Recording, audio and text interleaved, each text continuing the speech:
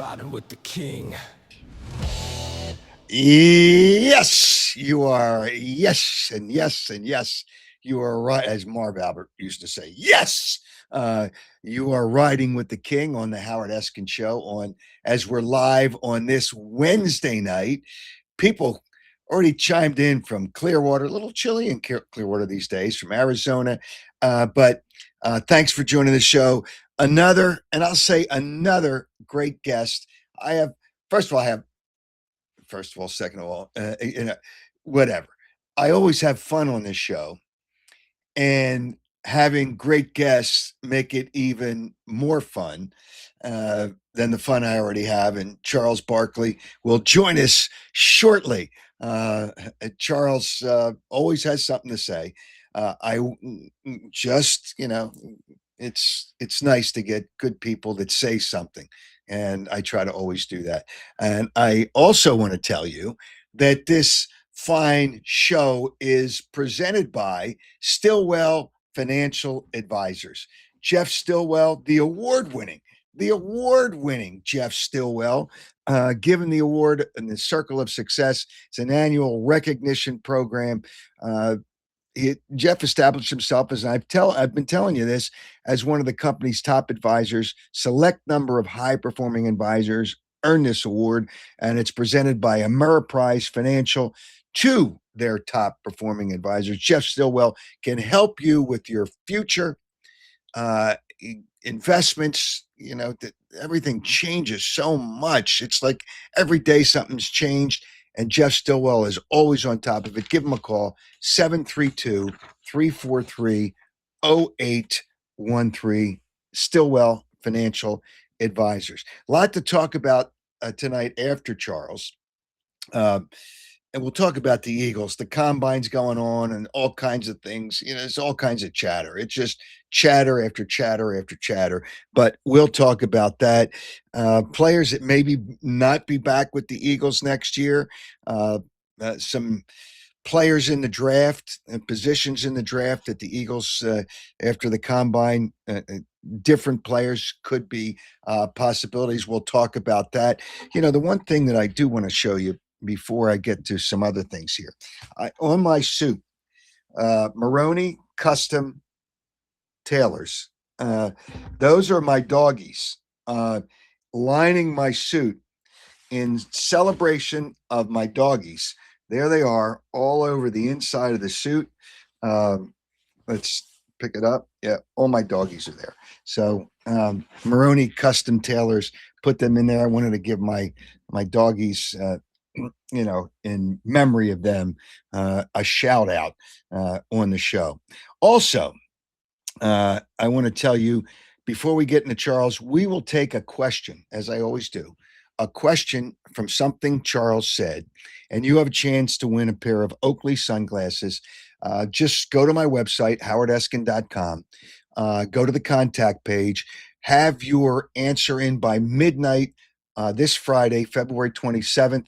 Watch on Saturday, whether it's X, Twitter, same thing, Facebook, Instagram, YouTube. Subscribe to YouTube and share on YouTube. You can do all those things. But YouTube, I know they all notify you when I come on, but YouTube, I know, does a good job of that as well. The winner will be randomly chosen from all correct entries of the question that I asked after we're done with Charles. Also, some other great partners on the show. Thomas Chevrolet. Good people, family owned business. Actually, the vehicles are really nice. I didn't know that until I went over there, and I'm driving the Equinox, but they're a family owned business, 38 years in business. And you can tell as soon as you walk in, it's kind of a family atmosphere. It's nice, and people are really good to you, and the family is there all the time. So I would suggest, if you're looking for a vehicle, right now you can get up to $14,000 in savings, which is available, 0% APR. Financing up to 60 months available, whether it's the Corvette, Equinox, Silverado, Traverse, or Tahoe. They are also, Thomas Chevrolet, a certified Corvette specialist. Also important with Thomas Chevrolet. This is interesting because most dealers that have a certain product, don't do service on other vehicles. Thomas Chevrolet will do that. Just any vehicle, pop it in, and they have a great, and they'll do service on your vehicle if you so choose. Pre-owned as well as new vehicles, a great selection of pre-owned. Uh, did I give you the address? If I didn't, here it is: 1263 West Baltimore Pike in Media, or give them a call at Thomas Chevrolet, 610-566-8600, or on the internet, thomaschevy.com. Also, I want to tell you about Piazza Property Pros and something new that they have right now. They're into the podcast world. Hi, I'm Liz Piazza, and I'm Operations Manager for Piazza Outdoor Living. I have my granddaughter here with me today, Mackenzie, who's going to share some great news for our future of the company. We're excited to announce our new podcast, Dirt to Dollars. This podcast is designed for families, homeowners, and anyone who loves creating beautiful outdoor spaces. We'll be talking about outdoor living trends, pools, hardscape, landscape, project highlights, and even behind the scenes with our teams. This podcast will be featuring guest speakers in the industry and more. Check us out on Dirt to Dollars by Piazza Outdoor Living. You can get. Okay, we know we've already seen you, Liz. And if you want to get a hold of Piazza, whether you want to build a pool, you want to do any of the other things, pool maintenance, 610-566-2608. Schedule a free consultation. That's 610-566-2608, or check them out at piazzaoutdoor.com. And I always have, as I told you, terrific guests on the show. And he is probably nudging the top 10. Actually, he's at the top. He's somewhere around the top. Let me welcome in the man. He got 100 nicknames, so I'll bypass all that. With his great weight loss, so he's not the round mound of rebound anymore. It is Charles Barkley. Charles, it's always fun talking to Charles. Congratulations on the weight loss too. People don't realize how difficult that is, and it's people need the mental support for other people. But you're doing a great job, and thanks for coming on the show. Thanks, brother. Hey, shout out to Row.co. The drug I've been taking is called Zepbound. And I'm telling you, if there's anybody out there struggling with their weight, try to get on these drugs, man, because they're beneficial, especially when you get older, because it's harder to lose weight when you get older. You know, I started out at 355 because I gained like 100 pounds when I got my hips, and right now I'm 270. And man, you know what, Howard? I tell you what, one thing about being fat, you don't realize how crappy you feel until you start losing weight. Because you get so used to feeling like crap. And like I say, I started at 355 with this drug called Zepbound, and I'm 270 now. My goal that was my actual goal weight, 270. But I changed it and said, no, let me get to 265. I mean, obviously in my heyday, I was 250. I'm not trying to get back there. Mm-hmm. But I want to get to 265, 270 because, as my doctor said, ain't no fat old people, brother. Ain't no fat old people. Well, no. Well, it's good to lose weight because for the best reason, it's healthier. So 100%. That's the best thing. All right, let's get into, you're doing so many things, but the state of the NBA, I just don't think it's a good game, and a lot of people don't think it's a good game. Like, where is it, and what's wrong with it?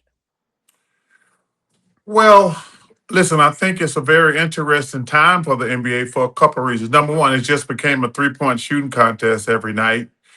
And these guys, I love these coaches, and they're like, "Well, we didn't make enough shots." I'm like, "No shit, Sherlock Holmes. If it was that simple, we just had a shooting contest every night. But you should always have a plan B. It's all right to drive to the basket, take a layup or a mid-range jumper every now and then. So I think that's one of the problems with the NBA. It just become a three-point shooting contest. But what I think the biggest issue is the load management. Howard, number one, I ain't no hater. God bless these guys, no matter how much money they make. That's just whatever they make, they make. But you can't have guys making 50, 60, $70 million, and it's probably going to go higher with this new television deal. You can't have guys saying, I can't play basketball 2 days in a row. I mean, that's just flat out crazy. I mean, I think it's disrespectful to the game. I think it's disrespectful to the fans. Can you imagine, Howard, these people who pay their hard-earned money to come see a guy making $75 million a year saying, I can't play tonight because I played last night. It ain't like we a steel worker. I mean, Right. I'm pretty sure steel workers and doctors and nurses and firemen and teachers and policemen don't want to go to work every day and they're not compensated fairly. But for guys to be making $60, $70 million to come out and say, you know what, I can't play basketball 2 days in a row. That's just disrespectful to the game and to the fans. That to me is the biggest issue. I put up a graphic last week. John Stockton, Hall of Fame player, really good player. Didn't get enough credit because he played in Utah, but he was a stud. Times played all 82 games. They went his first 19 seasons. That's what Stockton played, and LeBron, whatever. His first 19 seasons. He's a fraud. His first 19 seasons, he played all 82 games once. John Stockton played 16 seasons, all 82 games. And that doesn't even include the playoffs. And they made the playoffs, many, many times. Utah was a good team. Yeah. It's like, it's a joke. And then nobody can say anything. They supposedly got rid of load management. So now they call it load injury management. So they just changed the name. It's disgraceful. And they just decide, well, I don't want to play tonight. I mean, it's ridiculous. It's a problem. Listen, and what really pisses us old heads off is number one, there's no physicality in the game anymore. So okay, we took that out. Adam Silver, who's done a good job, he took back to backs out basically. But also, these guys fly private. They got the best medical staffs in the world. They got hyperbaric chambers. They got cold plunges. They got hot plunges. I mean, like, damn, y'all got it all. And y'all still can't play basketball 2 days in a row. Like I say, Howard, it's disrespectful to the game, but it's really disrespectful to the fans because these people are paying so much money to watch us play. And can you imagine, like, let's just say me and my heyday or Dr. J, we played the Indiana Pacers one night, and we're going to play the Boston Celtics or the New York Knicks the next night and says, hey, you know what? I'm not going to play at the Boston Garden or I'm not going to play at the Spectrum. Can you imagine how the fans would have went crazy? Because anytime we played the Celtics or the Knicks back in the day, it was a really big deal. And like I say, man, anytime you or me or anybody over 15 say something bad about these young guys, we're haters, which is crazy. Like, I don't ever care how much money y'all make. But the most important thing is always respect the game and to play basketball. Like I say, teachers, firemen, policemen, nurses, and people like that, anybody in the armed service have to get up and go bust their hump every single day for no money. If they could get up and go to work every day for $60, $70 million, you can get your ass on a basketball court and run up and down there for 35 minutes a night. Give me a break. And they don't even run the full court, most of them anymore. They stop. They don't even get to the 3-point line sometimes anymore. They're taking 30-footers, a lot of these players. So they don't even exert themselves as much going up and down the court as they used to. I don't get, but the NBA lets them get away with it. And there's nothing they can do. Apparently. We're not like football. When you get that $30, $40 million a year guaranteed, there's nothing anybody can do. And you're really at the mercy, especially if you're a coach, you're at the mercy of your best player because your best player is going to set the tone for the entire team. And if your best player is an asshole, you're pretty much screwed as a coach because they're going to fire the coach all the time. I mean, you can't fire players. So as a coach, you're really at the mercy of your best player. And hopefully he's a good dude.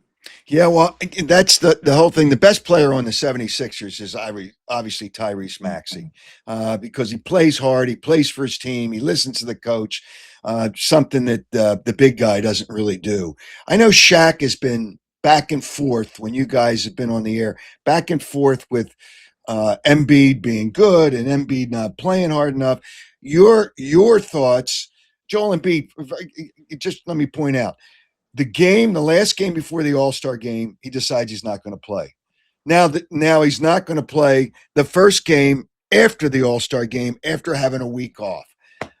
There's a point where you got to say every once in a while, if you have a little soreness, you still got to play the game. Your thoughts on Joel Embiid?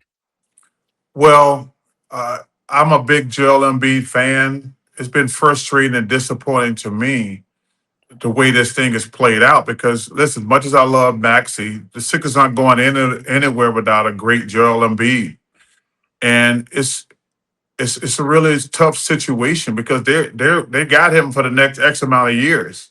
I think it's at Uh, least two more. at least two more. I mean, and nobody's going to take that contract. So if he doesn't, and he was playing well.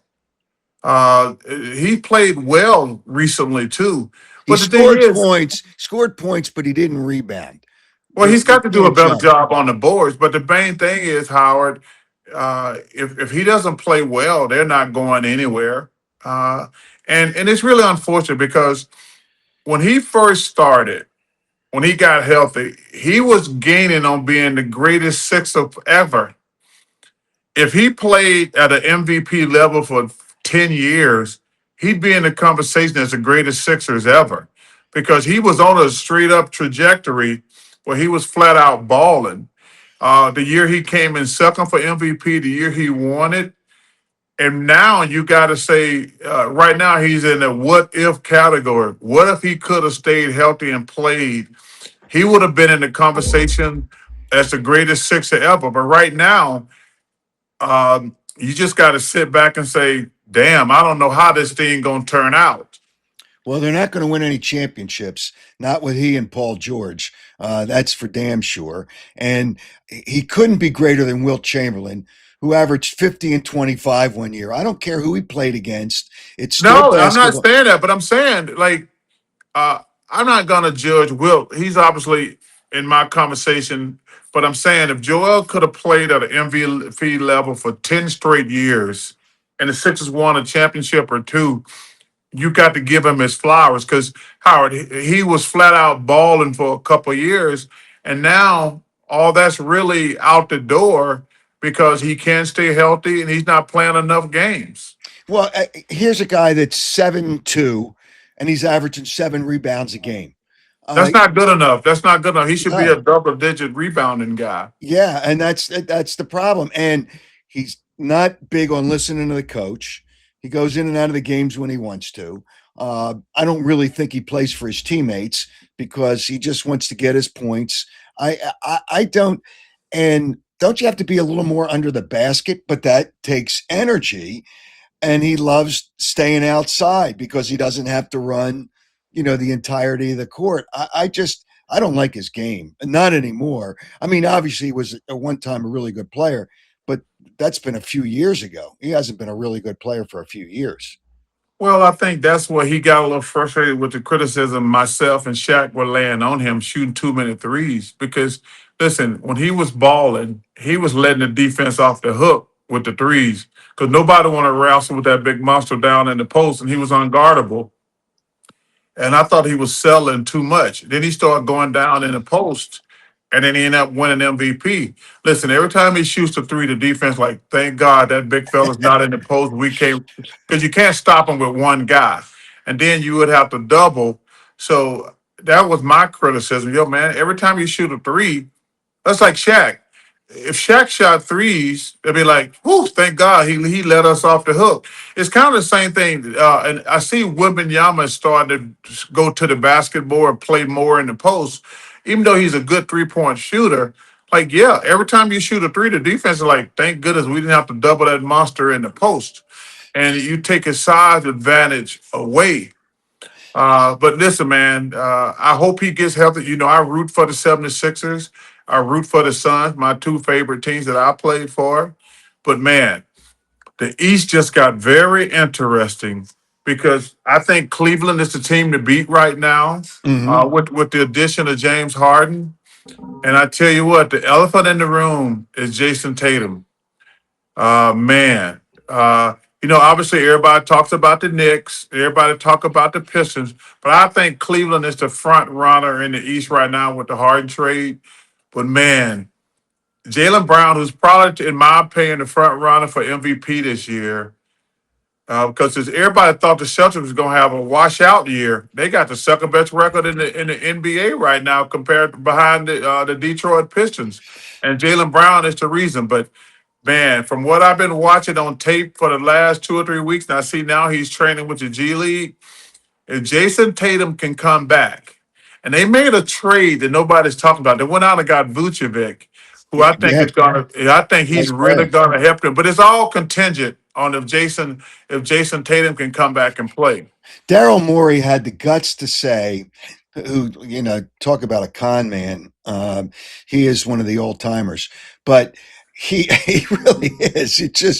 He's how does he get a job? How does he get so much money? And he got a job and he got an extension. He's ruined this team. But he's ruined the 76ers. But he signs Paul George to 4 years. The Clippers, out of courtesy, because he was there, we were only going to give him 2 years. Nobody else was going to give him any more than 2 years. And he signs him to 4 years. Like, what are you doing? I mean, Paul George, another guy that decides to take off games. I mean, it's a Yeah, joke. yeah. I think the Sixers are in serious trouble, Howard, especially if Paul and Joel. Obviously they are both on the backside of their career, in my opinion. But I think those contracts are going to hamper the Sixers, and then they're going to be in purgatory. They're going to be in purgatory for the next few years, and that's unfortunate because, man, 1 minute, that's how quickly this thing can change. 1 minute you're a contender, and the next minute you're like, damn, we are stuck in the bottom, right around the middle to the bottom for the next. Because, one thing I always say, and people get mad, older players don't get better, they just get older. And that's exactly the case of the Sixers. You're not going to win because they have two good guards. But the Sixers are 3 to 4 years away from being 3 to 4 years away from being 3 to 4 years away. That's what the Sixers are. I mean, it's That's really fair. yeah. And I got a great promotion for the Sixers. Paul George and Joel Embiid at halftime taken out in handcuffs for stealing money. Hey, Howard, with Daryl Morey giving you money, you can't turn money down. Don't ever turn money down, brother. I know. Oh, hey, once MB got the money, done. Yeah. He's done. But I the game has changed a lot. Well, but anyway, Daryl Morey said they're one of the they can compete with the top teams in the East. He said that after the trade deadline. What?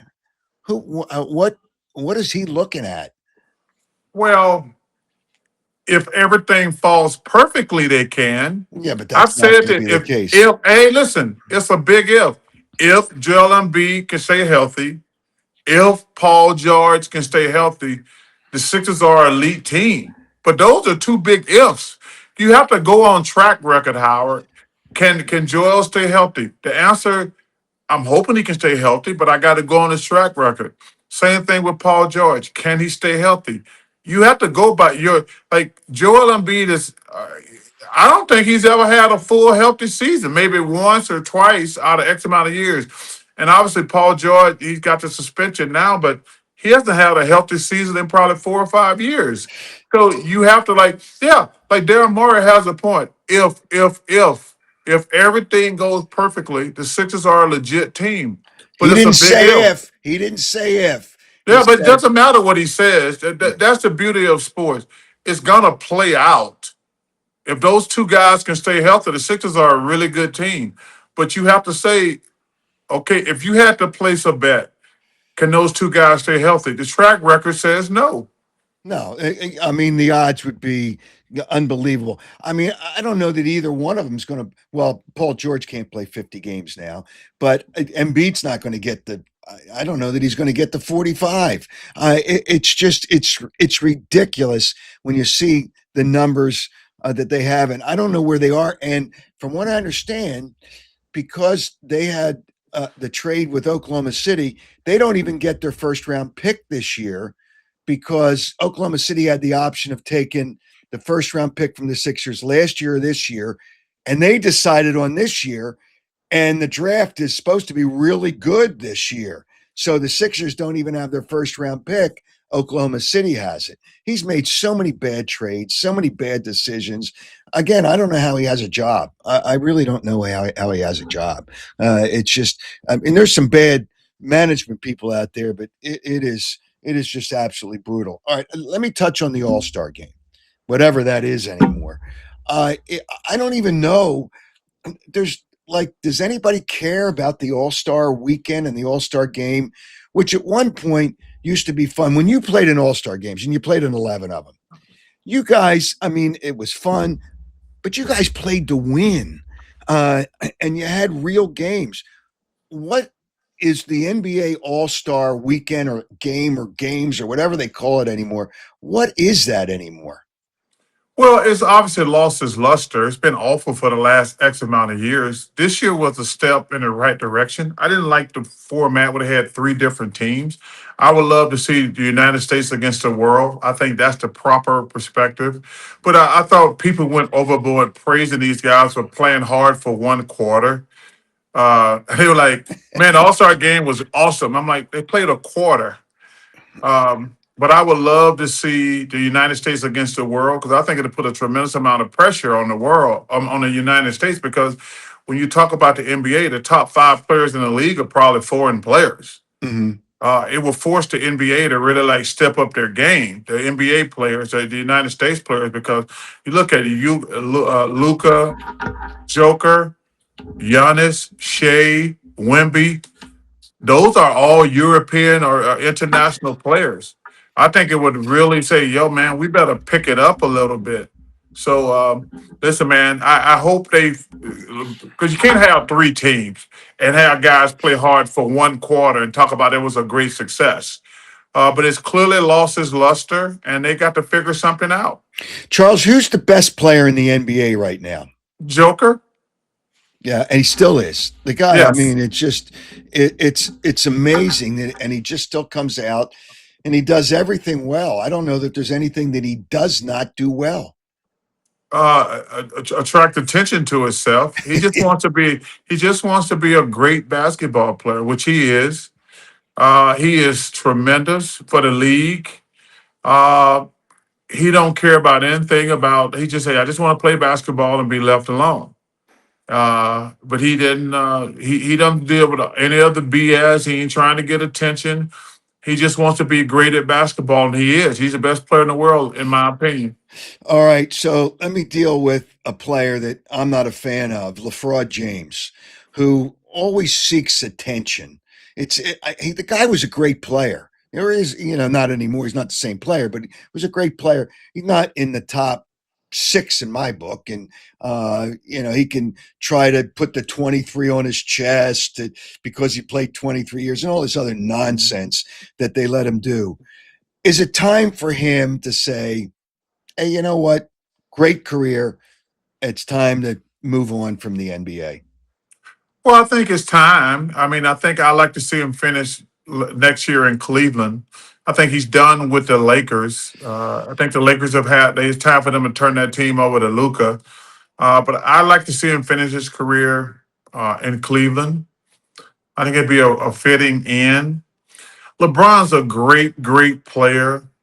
He's a really, really good dude. He does seek attention. He loves the limelight.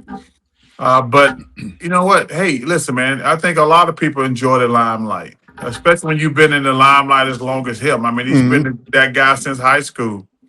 But the end comes for everybody, and I think it's probably time that he moves on. But he's probably definitely gonna want a farewell tour.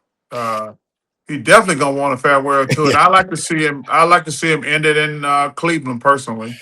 All right. Your top 5 players in the NBA, all time NBA players, top 5. Michael, uh, Oscar Robertson, Bill Russell, Kareem, and Wilt. Those are my top 5. Bill Russell, Wilt, and Kareem. No particular order, but I got those 5. I got 6, Kobe Bryant. I Yep. got 7 as LeBron. Wait a minute. Uh, You would put LeBron ahead of Bird? yes. Bird did Then I everything got that LeBron did. well, I did. This is just my list. Okay. So that's 6 and 7. LeBron, Kobe, and LeBron. Then I got Magic, Bird, Jerry West, and probably Tim Duncan. That's my like top 10. But it's all. But this is all personal opinion. But I'm never put anybody ahead of those first 5 No. because I think because and as much as I love LeBron as a player, I don't think he's better than Kobe Bryant. Nope. I've never thought that. When I look at those 2 guys, I say, who do I want in the last 2 minutes of a game? Do I want Kobe or LeBron? Kobe's a But killer. Kobe's a but killer. but I think that's what the things is because the only difference in the guys is Michael and Kobe. They'll kill your ass. LeBron to me is more like Magic Johnson, who's just an all around great player. But if I wanted guys who I have to worry, if I wanted guys who can literally who like will kill you to win a game, Michael and Kobe are in a class by themselves. Now that's not always the right way to win. When you don't want friends, everybody's an enemy. That's the way Michael and Kobe are. But LeBron is actually a nice guy. Like, does he like the attention and everything? Of course he does. But you got to give him his flowers. He's a great, great player. But to me, I've always said that's the only difference. Those guys will kill your ass. Michael and Kobe, I know Michael firsthand, and I got to know Kobe a little bit. Those guys only care about one thing, W's and L's. They ain't trying to make no friends. They didn't have any teammates who were friends. And that's just the way they are. And like I say, is that the right way to go about it? That's their way. Okay. You played with Moses Malone, right? Yes, and he's the most important person in my basketball career. I Why is love that? Doc. I love Doc. I love Moses, Maurice Cheeks, Bobby Jones, Clement Johnson, Clint Richardson, and all those guys. And I love Andrew Toney and Cheeks. But Moses is by far the most important person in my career because he told me I was fat and lazy, and he made me lose 50 pounds, which was really important. And like I say, I took it well. First of all, I did cry like a little bitch. I got to admit that. But it really changed the entire complexion of my career. Because like I say, because I was a great player in college, but I was 295, 300 pounds. And you can't do that in the NBA. Howard, I think that a lot of times, you talk about Joel Embiid. I think if Joel Embiid had a Billy Cunningham as a coach or Moses Malone as a mentor, his career would be totally different. I truly believe that. If he had those guys, um, like, because Billy Cunningham, he was great for me. Yep. He didn't give me anything because he like, no, you're not gonna start because you're fat and lazy. He said you're gonna play because you're talented, but you're fat and lazy. He said you're not gonna start, even though I probably should have been starting. But Moses, man, I love that guy so much.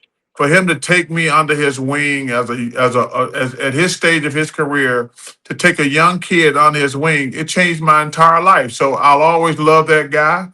And I called him dad. And one of the most bittersweet moments of my life was giving a eulogy at his funeral. And I got to tell the world what he meant to me.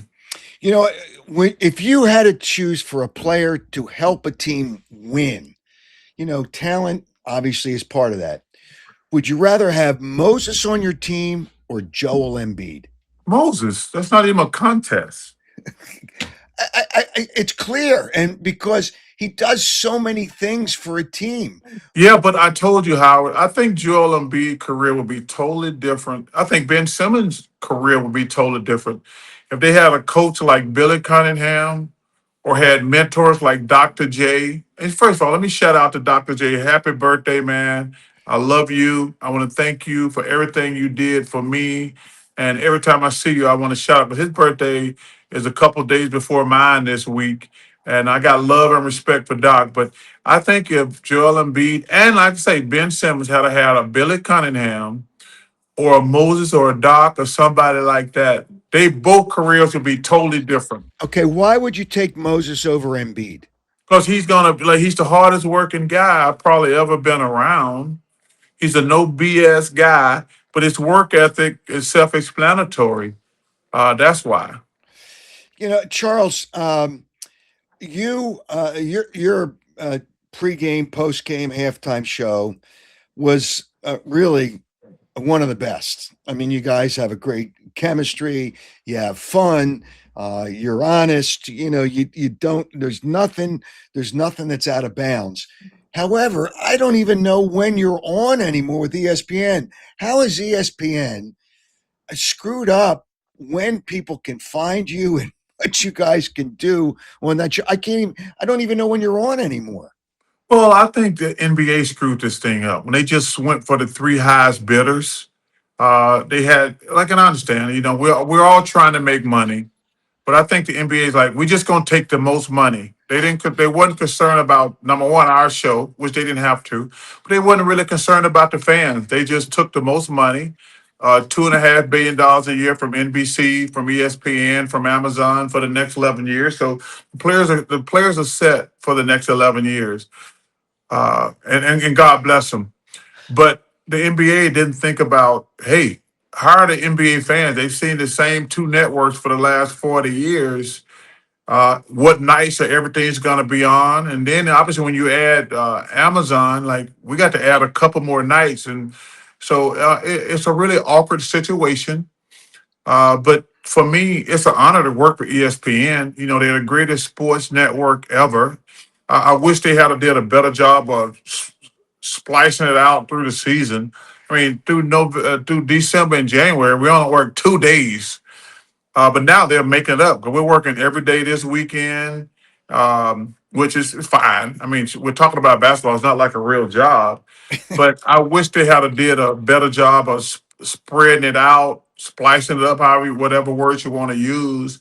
But, the NBA, they just took the most money. They had no concern for the fans whatsoever. And, it's going to be interesting. But at least, like I say, I work for ESPN, something I've always wanted to do. And I'm going to get to work the finals for the first time, which is pretty cool. And I'm looking forward to that because I've never worked the finals before. You had I don't know if the quotes are correct or the stories are correct. It was you were going to take a sabbatical because you were upset with him because you weren't working enough. What was all that about? No, I said, like, Howard, we went December and January and only worked 2 days. And now they're trying to squeeze everything in. I thought that was stupid, to be honest with you. Instead, we worked twice. We worked Christmas and like one other day, and no, and all of December and January. But now they're gonna start making us work like every day on the weekend. I was like, first of all, I ain't worried about working 3 days in a row, but I'm like, why couldn't we work like a day here in December, a day? Because, like I said, we were off the entire month of December. I'm like, we could have worked a night in December, like once a Mhm. week, uh, because we to let people know we were actually working. Right. And then we after we worked Christmas, we were off another month until we worked again. And I was like, that doesn't make a lot of sense because that answers your first question. How the hell are people gonna know we're on and we're never freaking on? Right. I know that's important. All right. So as far as the game, um, if you were the ruler of the NBA, the commissioner, I don't know if he could even change the game. What would you do to change the game to make it better and make the product a good product again? Because it's really not a good product. Well, number one, I would say if your team stinks, you can't raise ticket prices. Okay, I hate that shit, Howard. That's terrible. Like there should be a rule. If your team is below 500, you cannot raise ticket prices. That'd be my first rule. Secondly, okay, let's fix tanking. When you to me, it's a very simple thing. Okay, if your team stinks, you get one ping pong ball. Okay, we're giving you extra ping pong balls for losing. What kind of shit is that? Okay, your team stinks. We're not gonna reward you for losing. You get one ping pong ball. That's it. One ping ball per team. If we're not gonna say every time you lose, we give you another ping pong ball. That makes zero sense whatsoever. That'd be one of my things. Okay, then you see teams like, well, we got to start losing now because this team gets our draft pick. No, no, no. If you trade your pick, you trade your pick. You don't get to get your cake and eat it too. Hey, let's trade this pick down the road 3 or 4 years. Then in 3 or 4 years, you're not winning. Like, you know, if we lose X amount of game or we win X amount of game, we get to keep our pick. No, no, no. Once you trade, because that's what teams are doing now. They're trying to get their cake and eat it too. Like, yeah, I traded that pick like 4 years ago, but I didn't know my situation then. Well, you shouldn't have traded it. No, once you trade a pick, it's gone. We're not going to reward you. That would fix tanking right away. You get one ping pong ball. There's these other teams. We got probably 30 games to go, if that. They're gonna try to lose to get. Oh, every time we lose, we get another ping pong ball. What kind of shit is that, Howard?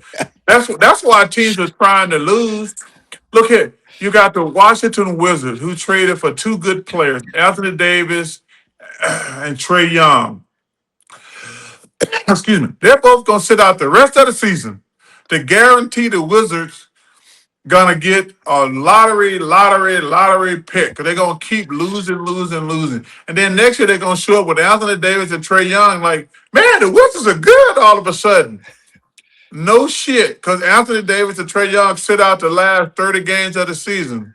Like, no, you can't do that. You get one ball. You get one ball. That's it. One ball per lottery team. You don't get an extra 20 balls because you lost 20 games. No, Well, hell no. Scam Hinkie was the master of that. It was a Ponzi scheme. It was all about ping pong balls. But what if a team was proven to be tanking, you don't get your draft pick. You Well, lose your I pick. don't agree with that, Howard, because tanking has always been in the NBA. Tanking has always been in the NBA.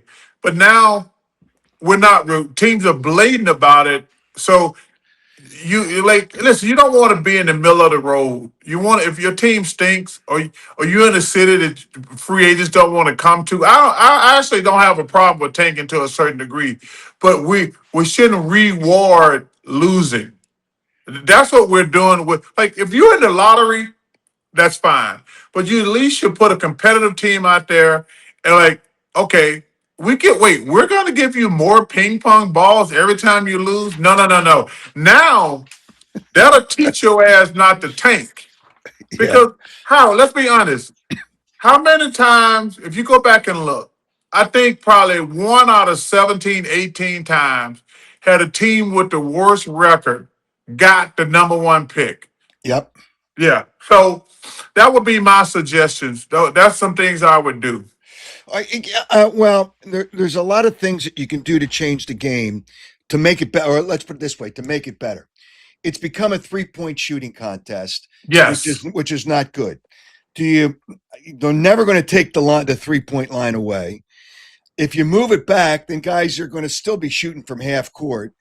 What do you do? Can you do anything with the 3-point line or the 3-point shot to kind of make this game, as Larry Brown used to say, play the game the right way, move the ball around, get your Well, better shot? well, I actually one thing they could do is like, see, my problem is not with the 3-point shot; it's who's shooting the shots, Howard. We got bad players jacking up threes. Like, okay, if you're a good 3-point shooter, have at it. If you one of these guys and you can't shoot threes, why are you shooting threes? We need more. We need to give more coaches power and says, hey man, You're not a 3-point shooter. Quit damn shooting threes. That's the Howard. It's not the point that it's a 3-point shooting contest. It's everybody's shooting threes. The notion that everybody's a good 3-point shooter, that's ridiculous and stupid. And that's but that's what it is. I mean, guys aren't even getting to the 3-point line anymore. They're taking 30, 40. Guys are going on a fast break instead of taking a layout. They're flaring out to shoot a three. I'm like, yo, man, you had a layup. It's all right to shoot a layup every now and then. But and listen, guys are got like Steph Curry and Klay Thompson, that they ruin the NBA because everybody think they Steph Curry and Klay Thompson. Well, I mean, and they were really pretty good. They were. All right. Well, you're not. Yeah, but Howard, that's my point. Y'all are not them. Stop Yeah. jacking up threes. Right. And those are some of the things. I don't know if you can reverse the bad to get it back to being good, because the players just control the game and they don't listen to the coaches.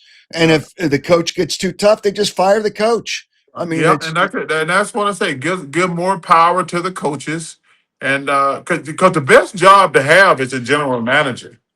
uh, Because that's one of the great scams going in the NBA. Because as a general manager, you can bring the players and the coaches and keep your job for a long period of time.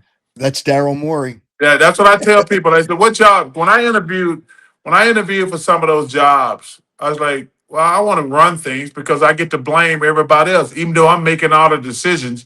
I keep trading players, I keep firing coaches, and then after a while, people are like, well, there's been one consistent with all this losing, one guy, and then they finally get fired after a bunch of years." You know, when Morey makes a trade, most of them have been bad. I don't remember any good trades that he's made. And he's kind of, I mean, the owner who doesn't know that, I don't think he knows the foul line's 15 feet from the basket, Josh Harris. But the thing is, he just lets him run the team and do whatever he wants. And he tells you how good it is. I don't know that Jarrett McCain fit because he had too many short guards if you played Maxey and McCain together, but he got nothing for him. He tells you what a great, Well, let me say this. If Oklahoma City wants you, you doing something right.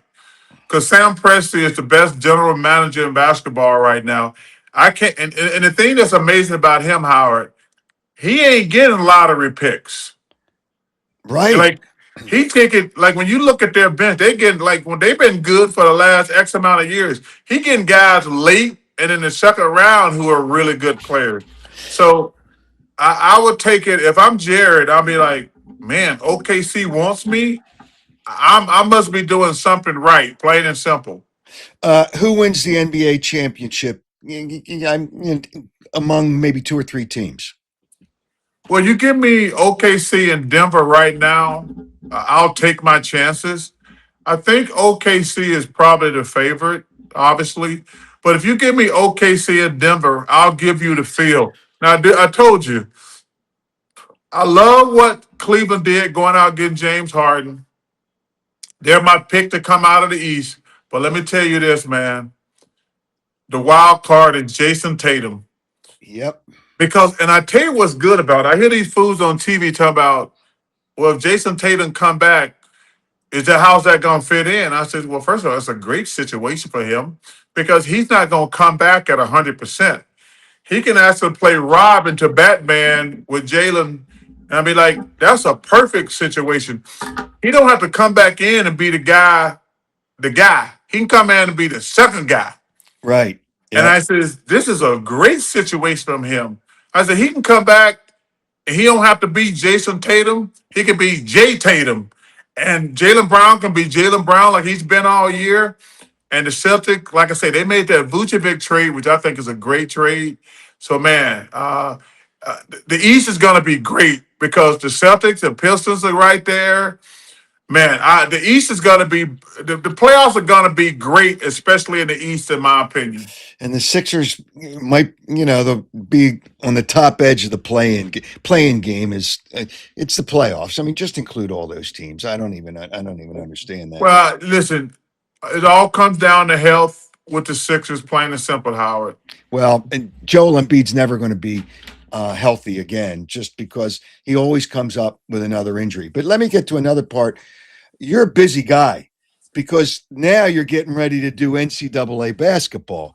Do you really enjoy that, or is it too many teams to watch? I mean, what is it about it that may be good for you? I get to go to the Final Four every year, which is, other than the Olympics, the coolest thing I've ever been involved with. The Final Four is it's amazing, Howard. Especially the Saturday when you got 20,000 for each fan base, and everybody think they got a chance to win a national championship. It's flat out amazing. Now, the one thing that sucks about, I have to watch about 3 college games a day, and I'm watching some schools that I know damn well ain't got no chance of getting to the Final Four. And I said, it's kind of like college, and it sucks because I have to do my own homework. Like in college, I had somebody do my homework for me, and in March Madness, I have to do my own homework, and I'm like, holy shit, this is what it's like to actually do homework. So, like I say, but I can't go crazy because I'm just watching basketball. But it really, it's a lot of work. I'd be so glad when we get to the selection process, Right. because you have to watch probably an extra 20 teams before you get to just in case there's an upset somewhere here or there. But and they do a really good job of sending us reports on each conference every week. But like, it's a lot of work, but man, the reward, there's nothing can screw up March Madness, Howard. It's a pretty special, it's a special event. Like I say, the Olympics are the coolest thing I've ever done in my life. But the second coolest thing is the March Madness, man. It's pretty special. And as screwed up as college sports are now, there's nothing like March Madness. Yeah, I don't know if you know. I don't even know if there's a team, Eastern Tennessee State, but all this borderline teams. Name one player on half those teams that you got to watch. Yeah, you count, like, first of all, you're not gonna remember anything. All you're really trying to do, to be honest with you, because to win, you got to have a style of play, and you got to know, like, okay, I remember that kid. He's good at this. He's their best player. That's pretty much the extent of it. Like, I can't learn everything about Davidson. Um, I can't learn everything about Tulane or North Texas. I mean, so I watched North Texas play the other night. It was a heck of a game. They played against Memphis. And it was a game of spurts, actually. Like, everybody would go on a 10-0 run, and North Texas had the last 10-0 run. But actually, I think they beat Temple last night, if I remember correctly. Uh, Yeah, I think North Texas played Temple last yeah, they night. played him recently, and Yeah. they did beat him. Oh, did Temple lose to Alabama Birmingham? I I think think they they lost to did. Alabama Birmingham Yeah, last night. So I yeah. was watching that. Yeah, that was yeah. But the main thing, man, the beauty of the tournament, man. Everybody gets to root for their college. There's gonna be a bunch of upsets. I think Arizona and Michigan are the 2 best teams. Duke is solid, but I think that Michigan and Arizona are the 2 best teams. But here, there's mid majors are done with the NIL. Done. I got no chance. So you can choose 68 or whatever it is. That I guess that's the number, but maybe half of them have a chance to get to the Sweet 16, Which or is a win. right, which is a win for them. But did you see a player recently from Kansas? I think it was Kansas. He decided, told the coach, "Nah, I can't play tonight." Uh, the first pick in the draft. He's going to be the first pick in the draft. Like, because he's already getting his money. It doesn't matter. He's already going to be the first pick in the draft. How much do you think NIL? And I know guys are getting money, but it's now kind of out of control. How much is NIL hurting college athletics? Well, NIL is going to ruin college athletics because, number one, those mid majors, they ain't got no chance now. Because some of those schools can't afford to pay players. Yep. So it's going to ruin the game. Yeah, the kid Peterson, you know, he's done this like 5 or 6, 7 times where he pulled himself out the game or told him before the game he wasn't playing, and they got him projected to go number one. It's sad, man. It's sad. Like he had like yesterday, he had like 20 points at halftime, and they say, "Hey, I'm not playing in the second half."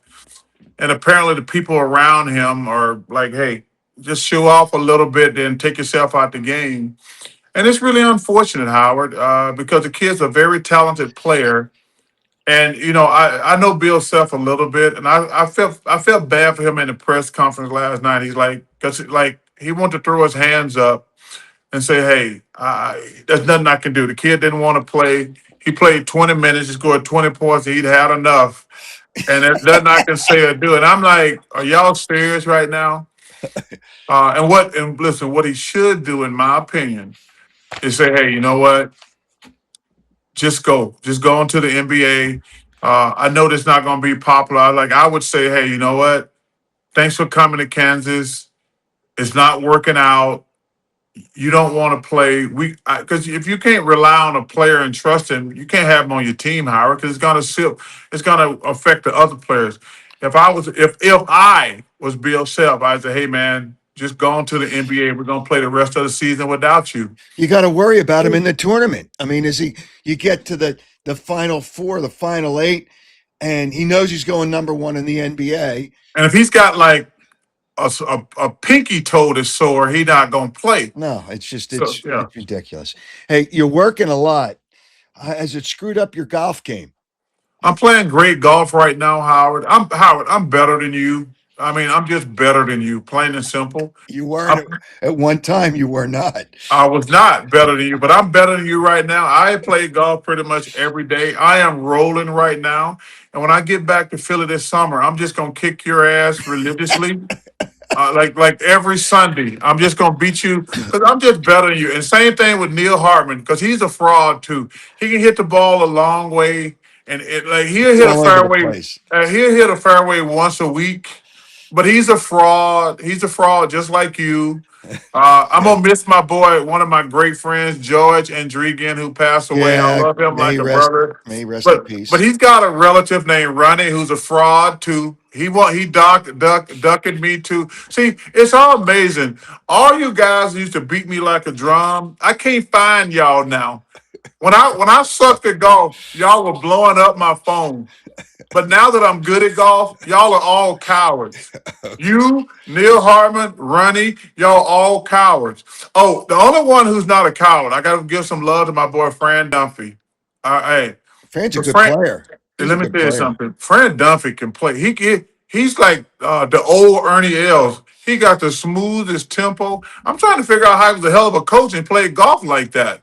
Well, you find time. I guess you find time. You squeeze it in. But he's the only one of you guys who's not a fraud. He'll play me, but you guys, I cannot find y'all now that I'm good at golf because y'all are all All frauds. right, I'll find you. How's that? Hey, I don't work too hard. I'll tell you that. Don't work too hard because I know, it's just then it would be a job. You don't want it to be a job. Howard, that's never gonna happen, brother. My hard working days are over. Well, which means you're going to just keep on working. You said you were going to retire at 60. That was bullshit. I Uh, told him, no, not bullshit, Howard. I've been very strict with people um, about my work. Like I told him I would stay to 60, and I didn't realize. And then TNT asked me to stay for 2 more years till we got the new TV deal. I had no idea they were going to lose it because they were concerned that they were going to lose the NBA, and they did. So, and I told them because I want the main thing, I want to make sure the people at TNT were still working. So, because everybody here got fired because we lost when we lost the NBA. The only people kept our job, the people on our show, which really sucked because those people like my family. So, me and Ernie told them we stay a couple more years, and then after that, I ain't gonna keep working in forever. But me and Ernie, because Ernie's the guy I listen to. as And I'm so glad I was able to keep these people their jobs because they mean a lot to me. But like I say, I told them I'd stay a couple more years, then I'm gone, brother. Okay, as long as you're having fun. If you're not having fun, you're not trying hard enough. As long as you're having fun, that's the whole thing. Just got to have fun. Yeah, hey, listen, man, Howard, I'm on the gravy train. Listen, I tell people I'll be 63. I Every day after 50 is a blessing. Every day after 50 is gravy. It's only sad when young people die. I tell people that. It's only sad when young people die. I've been here 63 years. If I die tomorrow, I'm good because I've had a great long life. But I tell people, man, every day I get out to 50 is gravy, and I've had a great run. And when it's over, and I ain't sad. Okay, well, as long as you're having fun, that's good. But don't go away because people still want to. They still think they can kick your ass, and they will kick your ass. Well, hey, Howard, you're going to be begging me for shots by the end of the summer. Well, all I need is one aside. Good. Let's go. One aside. We good then. One aside. Let's go. Okay. Hey, Charles, enjoy it. Have fun. I watch the NBA with the 3-point shooters, one after another. Watch Embiid play about, 10 more games the rest of the season, and everything Hey, will be. Howard, I will say this. Um, you said something earlier that Embiid's not going to play the first game after the break. That's disappointing to me. He's had a week vacation. That's very disappointing to me. Yeah, it's just, but it's what the game is today. It's sad. Hey, Charles, I always have fun with you. Have as much fun here as kicking your ass on the golf course. So it's all good. Hey, I'll send a limo for your ass. I don't want you to get caught in traffic. I don't want no damn accidents. I'll send a limo for your ass. Uber, Waymo, I'll come pick your ass up. Whatever you want to do. Make sure there's a driver in the car. I won't get in the car without All a right, boy. driver. I love your ass. Be safe. All right, you too. And thanks again, Charles. Take care. Anytime, brother. All right, talk to you later. All right, Later. Charles Barkley. He's living the life, boy. He's living the life. There's nothing wrong with living the life. Living the life is good, and he's doing a great job at it. And it's always so much fun to talk to Charles. And I want to also talk about my presenting sponsor, who's an award winner, who I know plays golf, but he also helps people with their finances, and that's Jeff Stillwell Financial Advisors. Jeff's won a prestigious award. He's won a prestigious award because he's earned it, because he's helped the people. He's helped the people that need to invest for their future. And that's what's important as far as Jeff Stillwell's going. This award is given. He's established himself as one of the company's top advisors. Only a select number of high-performing advisors earn this award, and Jeff Stillwell has earned that award. Give him a call, 732-343-0813. There's some things that I want to touch on after just a few things I want to touch on. And Charles talked about it, and we'll kind of talk about some of those things too. Wilt is not fifth among the list, and Wilt will always be the greatest 76er player ever. So let's get that straight. All right. I also want to tell you about Thomas Chevrolet. Thomas Chevrolet, family-owned business, great people, fun to walk through the doors, because those people are always, you can tell it's a family business. They're just regular people, no pressure, no haggling, no nothing, just looking at some nice vehicles, whether it's the Corvette, the Equinox, the Silverado, the Diverse, or the Tahoe. They do a great job. 38 years of doing great jobs. Up to $14,000 in savings available right now. 0% APR available up to 60 months right now. Thomas Chevrolet, service department that can service all your cars. They are a Corvette specialist dealer, which is important. Tops in the area when it comes to service. Also a great selection of pre-owned cars. Thomas Chevrolet, 1263 West Baltimore Pike and Media. Give them a call, 610-566-8600, or visit thomaschevy.com. And Piazza Property Pros, another fine partner of the program. Amazing designs, and they can put together designs for you with their computer excellence and their designers, and give you an idea of what your backyard could look like with a pool. But if you want a pool, don't wait Don't wait, because people are signing up for that now. And there's only so many pools you can make time wise. So you want to get in on it so you have a pool in your backyard for the summer. Whether it's pool maintenance, they can do that. Whether it's landscaping, they can do that. Fencing, hardscaping, your front, your back, they can do it all. Fire pits, hot tubs, whatever it is. Piazza Property Pros, with their 25 years of experience, can handle all that. Give them a call, 610-566-2608. That's 610-566-2608. And check them out on the internet, piazzaoutdoor.com. I can't.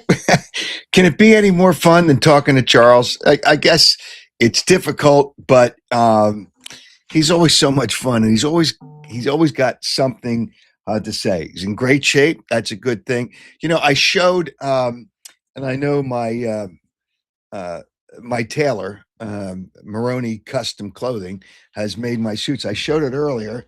I'm going to show what he did to my suit in memory of my doggies. He put my doggies in the suit.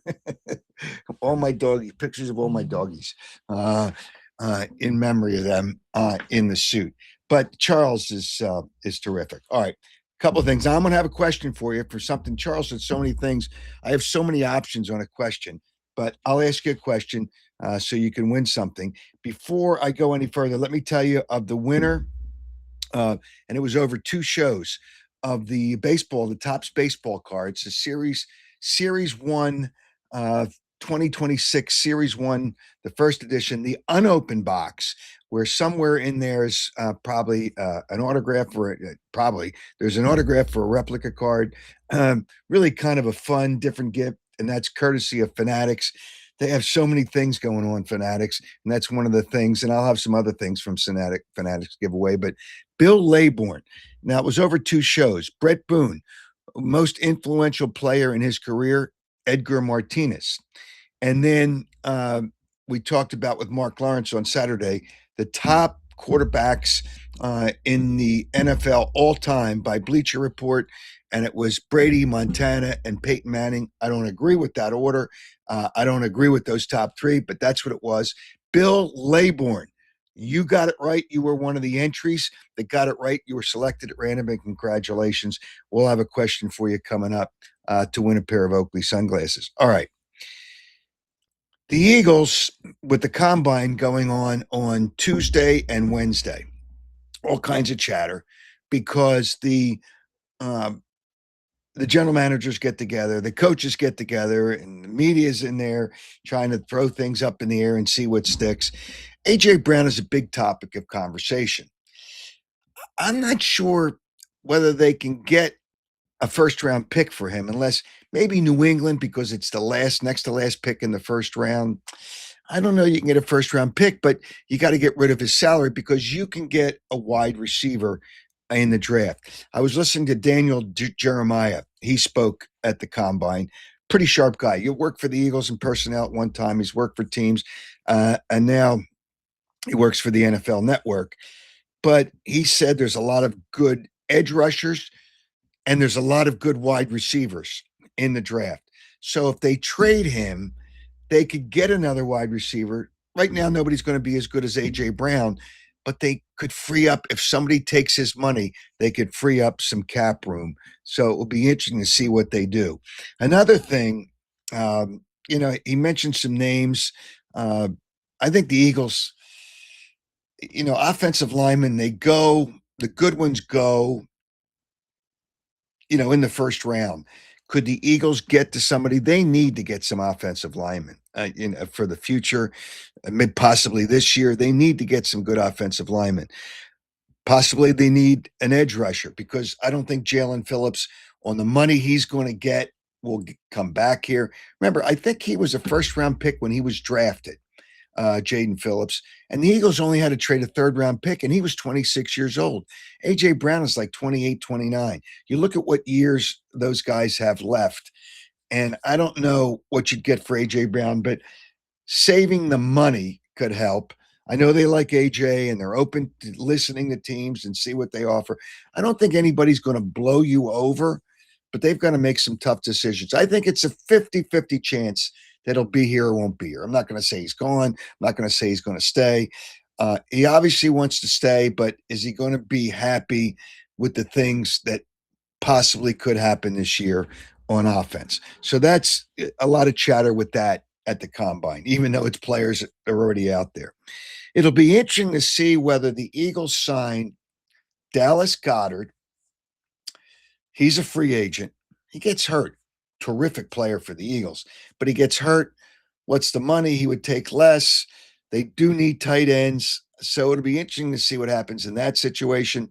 Jake Elliott did not have a good year last season, and he really didn't have a good year the year before. Very, very athletic, talented guy, but he still has a strong leg, but you got to put it through the uprights, which he wasn't doing a good job of last year. There's no question that the Eagles will bring in kickers to camp this season. I don't know if there's any good kickers in college football. A lot of guys with strong legs. It wouldn't shock me if the Eagles, and it wouldn't be in the early rounds, if the Eagles draft a kicker. It's really kind of going to be interesting. And Phillies, no more news out of there. And then Harper and Schwarber leave soon for the World Baseball Classic, whatever it is. The one thing I learned, and I forget who it was that told me one year, I saw some really good numbers in spring training. And somebody told me, says, you can't pay attention to any of those numbers in spring training. Home runs, the wind blows out a lot of wind down there. And pitchers are usually working on things, and you know what pitch is coming because they're working on a certain pitch. It's not what they do. They just try to refine something that they're working on, and they get a lot of the same things. So don't pay attention. If you see numbers in spring training, don't pay attention to it. And as far as the Sixers, who gives a damn? Really, Embiid plays. He doesn't rebound. He doesn't go from baseline to baseline. He stops at the 3-point line. It's just he's always out of gas. He doesn't rebound. He can't defend like he used to. He got a rebound, and it was a game this week. He was standing on the ground and the ball came to him. I don't think you're supposed to get the rebound in that case, but they probably gave it to him. It's just Sixers are brutal, absolutely brutal. Like, who cares anymore about the Sixers? They have I saw Tony, you're delusional. Oh, they could shock people. They ain't shocking anybody. It would be a shock if they get past the first round. That would be a shock. They're just not good enough. But whatever. It's a it will be a season done. They're going to be done for years. Charles was kind of a little soft on Embiid. He's never going to be healthy, and he's never going to be good enough. That's what it comes down to. Never going to be healthy and never going to be good enough. But we'll see what the Eagles do. Combine's over. There'll be a lot of chatter in the next couple of weeks, more chatter about players and things and draft picks. There'll be all kinds of fluctuation, but the Eagles can get an edge rusher. I think they can get a wide receiver. And they might have to move up from 23 to get a good offensive lineman. So Charles said a lot of good things about fixing the NBA. All right. Let me give you the question. There's so many good questions, so many things that Charles said that are really good. I could ask you a question about who his top 5 are. I don't necessarily agree with it. And I put Bird above LeBron, who is 7th in Charles' book. The best player in the world, he mentioned right now. But I'll say this. He thought 2 teams that have a chance to win the national championship. I could ask you that. But what I'm going to ask you is the most important person in Charles Barkley's career. Who did Charles Barkley say to win the pair of Oakley sunglasses? Submit your answer to my website, the contact page, HowardEskin.com, by midnight this Friday, February 27th. Watch the show Saturday, the 28th. I'm going to have Mark Lawrence on again. He's been doing okay with the college basketball picks. Have him on again. The show on Saturday is 8 a.m. on X, Twitter, Facebook, Instagram, YouTube. Subscribe and follow me on the others, but subscribe to YouTube and you're notified as soon as the show comes on. And I guess the other platforms will notify you as well. The winner will be randomly chosen from all the correct entries. The question again, Charles Barkley said, who did he say it was the most important person in his career? All right, so I think we covered a lot of bases. Well, with Charles, you cover a lot of bases anyway. So I really, I always appreciate when Charles comes on. So I have a guest lined up for next Wednesday who will be interesting. I'll tell you on Saturday who that guest is most likely going to be. I want to thank Joe Gangemi, who did the technical work on the other side. I want to thank Tony Anastasia for all the graphics that she puts together on my websites. And I'll just leave you with this. As far as the Phillies, I don't think you're going to really see anything significant until possibly the trade deadline. You saw where Rhys Hoskins signed with the Guardians. He was never coming here, despite what was out there on social media. Never, ever, ever. There was never a possibility. Bryce Harper said this week that he didn't ask Dave Dombrowski to look into Rhys Hoskins, who I like Rhys. If he was going to stay here, he should have stayed here the year after he left. But Bryce Harper wanted to play first base, so that wasn't going to happen. But anyway, thanks to you as well. Thanks to Charles Barkley. Thanks to all the people involved in the show. And thanks to you for watching and listening and riding with the king on the Howard Eskin Show. I'll see you on Saturday.